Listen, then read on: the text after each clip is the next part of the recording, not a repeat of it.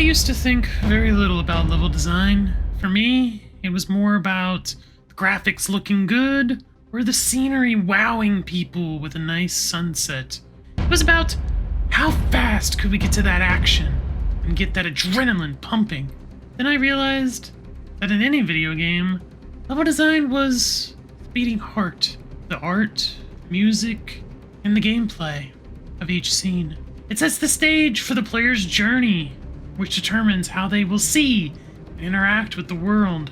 But the first time that I tried to conduct this masterful act myself, I was met with a world where there were no actors, and there wasn't even an audience. Trying to figure out where to put the ground and where to put platforms became an exercise in frustration.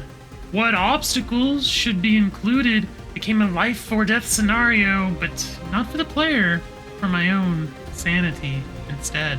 And at the end of the first attempt, well, you would say it resembled a kindergarten art project, an explosion of elements with no rhyme or reason to the chaos. Yet, with a guide to follow in putting together a level, I found it to be a bit more understandable this time around. What is this mystical guide that I'm talking about? And how do levels actually get any better? Well, I want to help you avoid the failures that I've mentioned before that I've encountered on my own journey.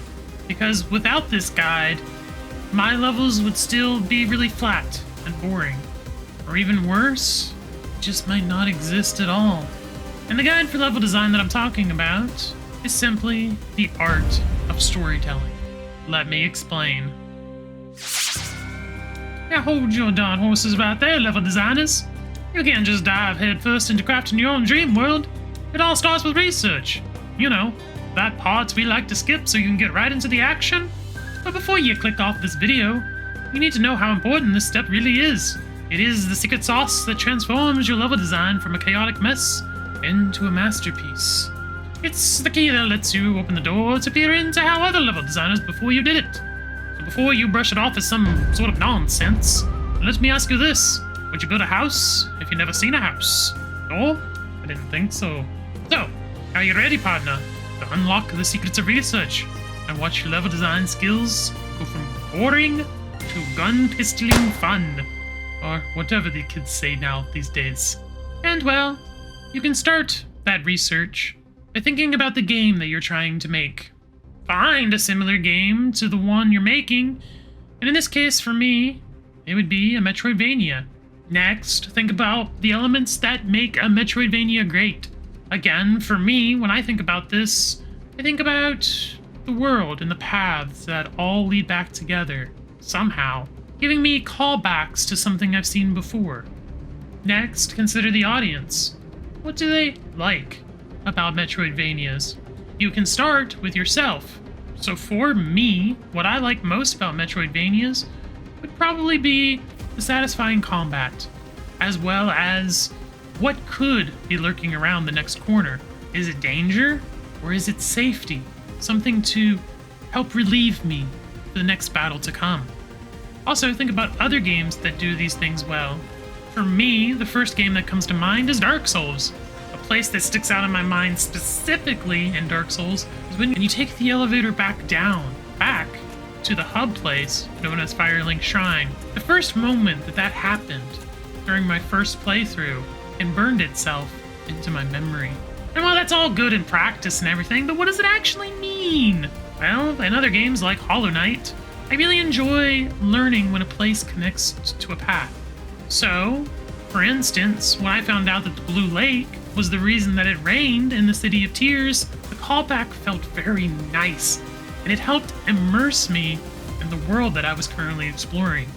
It was also nice that the majority of levels in Hollow Knight were really unique and could stand out, and helped center itself in a world that was centered around bugs. In terms of rewards, going off the beaten path and rewarding the player in some way is super helpful. This could be with an item, lore, or maybe a hidden boss that could really challenge the player's skill.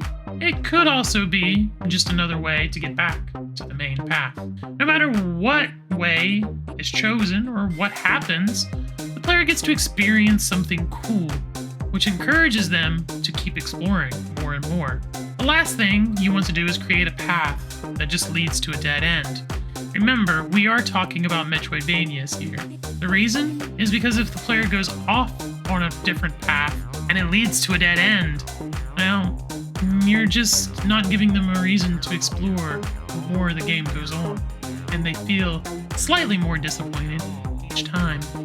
Therefore, having players experience the world in a slightly different way from these different paths is also interesting and can get people to spark discussion about your game. Furthermore, it's also important to consider things you don't actually like. For example, in Dark Souls, I find the hidden walls with no evidence to be really, really annoying. It forces you to hit every wall you come across, or, if you get tired of that, to trust the messages that are left behind by other players. And spoiler alert, they're usually there to troll you. So, worst case comes to worse, you end up having to look it up online. Find some kind of Wikipedia page that takes you through where each hidden wall is located. And that right there is what I consider to be the worst crime that you can commit in a game. Not the player, but the game developers forcing the players to do that if they want to get all of the secrets. The reason is because I feel like it pulls you out of the game, forces you to go to somewhere else to find the answers that you seek. Thus, it's a great idea, just not the best execution, as there needs to be some clue to kind of guide the player to where these hidden things might be located. Next, a few other issues that I personally want to avoid in my own game is currency that feels useless in the mid to late game, and players getting stuck. Exploring is great and all, and it's something that I want to encourage my players, but nobody wants to go walking through the same area for the 6th or 7th time in the past hour looking for a path that they missed.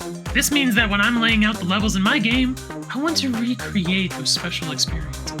Having those multiple paths that could reward the player or bring them back to the main path. Levels that have callback to other levels, and enemies and level design that feel closed in keeps the player on their toes. When it comes to things that I don't like, I can fix them by simply having cracks in certain walls or locations that hint that there might be something there for the more observant eye. Or I could have something lead to a path that currently looks not traversable.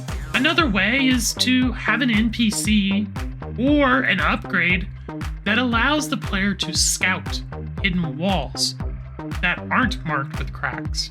That way, the player stays in the game and doesn't feel like they have to go to a Wikipedia to find those answers. Finally, when it comes to the currency, I'm thinking about implementing a limited inventory system, which will be used for healing and other buffs, which will keep currency relevant as long as I can find that right balance between too much and not too much. So now, picture this. We currently have done some research and have an idea of what it looks like, but now think about a level that still feels like a jumbled mess. Yeah, we've done the research, but we haven't really studied, and nor do we want to copy exactly the layout of a level or exactly where enemies are placed. So therefore, we just kind of throw stuff in. We don't really think about it. It's a recipe for chaos that will leave the player feeling disoriented and extremely frustrated. Now imagine the opposite. A level that unfolds like a perfectly orchestrated symphony. Every element, from enemy placement to platform design, is meticulously crafted to guide the player through a journey of discovery, challenge, and reward. Each crescendo building toward a thrilling climax, leaving the player breathless and eager for more. The difference between the two? The hidden hand that transforms chaos into coherence. The blueprint for building that house. But how can it be used to transform your levels? Well, to me, organization just simply boils down to three main things. The organization of the world, the organization of each level and how they interact with each area, and finally, the outline of each level Each of these are different levels of organization, but will help to avoid roadblocks that you might encounter. For starters, organization of the world is extremely important. How do these different zones interact with each other? I started by coming up with different areas of my game and trying to find one unique thing about them. From there, I laid them out on the map in a way that makes sense to me. Then I just started drawing some initial lines to see how the world might work together. This, however, I just want to point out, is a rough draft, as you will see. So don't get stuck into thinking that this needs to be perfect now and needs to be followed to a T. Next, I'm going to lay out the level in a way that makes sense for a video game. For me, I'm using a board tool in ClickUp for the layout that gives me an idea of how the levels and world will be connected. Any arrows you see are places where there's a dead end, but I want the player to not have to backtrack so they can get back to the main path as quickly as possible. Finally, trying to figure out an organizational method in the game engine is super important. Each game engine works a little differently, so I'm not going to go into super details here. But for Unreal Engine, I knew I wanted to split up each part into separate folders with a general idea of their Y value, or the depth range in this case. This took some practice and a lot of trial and error, as originally I had things in the furthest layer a lot closer than what they are now. By the way, I did just recently update my game Steam page, so if the game does look interesting to you, or you just want to support me, please consider taking the time to wishlist the game on Steam. This way, you'll get notified of updates and when the demo goes live. Furthermore, if you really want to help impact the game's development, please consider joining the Discord, where I will be releasing an earlier version of the game, hopefully sometime next year. Now, getting back to our house analogy, imagine stepping into the house for the first time. You go up some wooden stairs to hear the floorboard creak beneath your feet, whispering tale of past residents. Sunlight streams through a dusty window, a few particles of dust lingering in the light.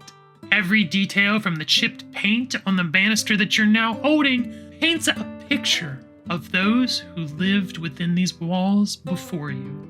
In this way, level design is no different. It's a story, and we, as the level designers, are the architects of the emotions that live within the house. And just like a story, we can use tools like goal, motivation, and conflict to really help establish what our level is going to look like. With those tools, you have a method to tell levels that resonate with the players, leaving them begging for more. Now, for those of you who don't know, the Goal, Motivation, and Conflict is a book you're interested in, which I will pull up on screen now. The reason I'm making this comparison is because, in a way, levels tell a story, and therefore, it's important in my mind to have a system or a structure that mimics narrative design in level design. This means that I want my platforms to have a reason for being there, other than just putting a platform there because it looks cool. This also means that I want the player to have a goal that they want to achieve, and to feel motivated to do so. And, of course, that also means that I want to present some kind of conflict to the player, some kind of obstacle that they must challenge themselves against and overcome to proceed. To demonstrate this, let me walk you through the very first level that I have for my own game. First, I want to write down the purpose of the level itself. As this is the first level to the game, it needs to set up expectations for the game. If you've been following me since Annie's Cross, you know that I really hate when games go out of their way to pop up a message on screen that says, press the A button to attack, or press the Y button to open your inventory.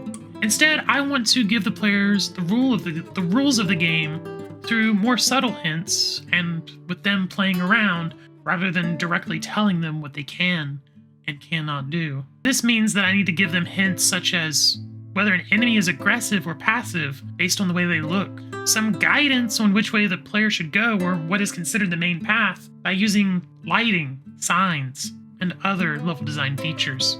Finally, that safe area gives them time to learn the rules of the game. And if worst case comes to worse, I do have Alkuru, the player's guide, who will explain, if it's needed, about what the player can and cannot do if the game-specific stuff is a bit too unknown to take in.